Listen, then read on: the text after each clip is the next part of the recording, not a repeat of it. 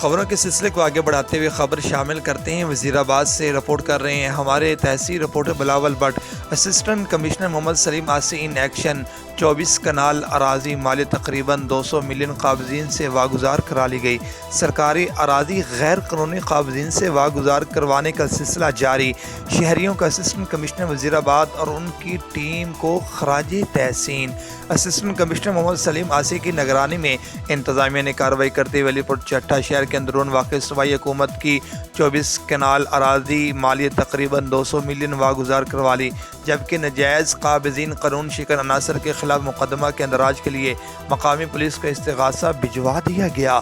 ناجائز قابضین نے سرکاری اراضی پر پختہ تعمیرات کر رکھی تھی جنہیں مسمار کر دیا گیا۔ اسسٹنٹ کمشنر محمد سلیم آسی کا کہنا ہے کہ سرکاری اراضی کو پرکھوں کی وراثت سمجھ کر ہڑپ نہیں کرنے دیا جائے گا۔ ایسے قانون شکن عناصر کے خلاف کارروائیوں کا سلسلہ بلا تفریق جاری رہے گا۔ شہریوں نے اسسٹنٹ کمشنر اور ان کی ٹیم کی کارکردگی کو سراہا۔